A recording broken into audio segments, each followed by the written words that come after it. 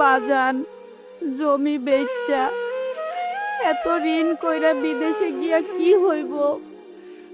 কখন তুমি বিদেশ গেলে আমার কি হইব?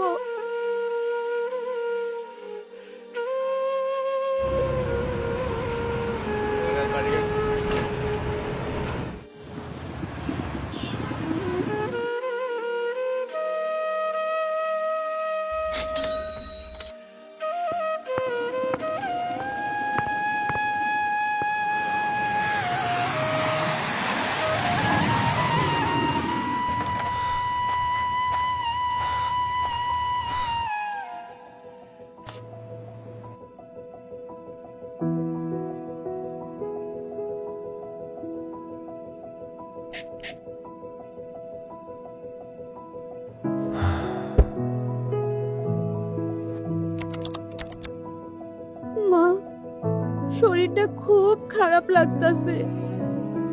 মনে হয় ঘরে নতুন মানুষ আইব। হাসপাতালে নিব কেডা? এখন চিন্তা নাই, ফোন দিলে 5 মিনিটের মধ্যে অ্যাম্বুলেন্স আইব।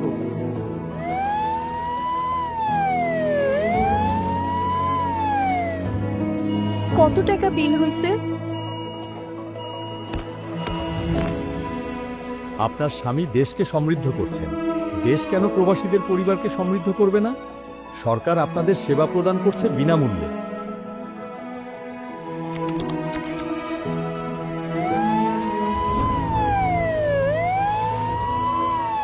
হায় হায়, আমরা বাড়ির ছিলাম না, এই সুযোগে চোর সবকিছু চুরি কইরা লইয়া গেছে।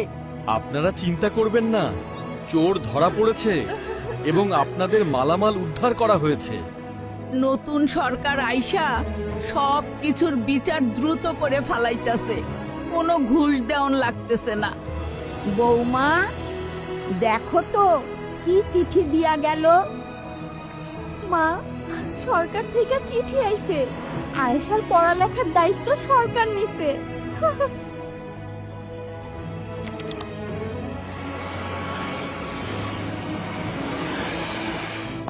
প্রবাসীদের সার্বিক সহযোগিতার জন্য আমি জেরিন আছি আপনার সাথে।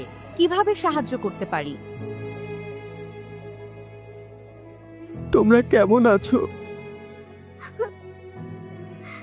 আজ নিজের চোখে তোমারে দেখলাম বাবা।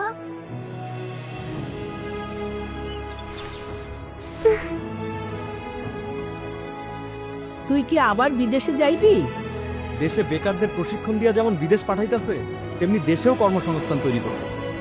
আগে আমরা প্রবাসীরা ছিলাম টাকার মেশিন, আজ যারা আমার মা, স্ত্রী, মাইয়ার সম্মান রাখছে, চিকিৎসা সেবা দিছে, মাইয়াটার পড়ালেখার দায়িত্ব নিছে, ভাবতাছি আর বিদেশ যাবো না, এই ঐক্যবদ্ধ বাংলাদেশে থাইকা যাবো।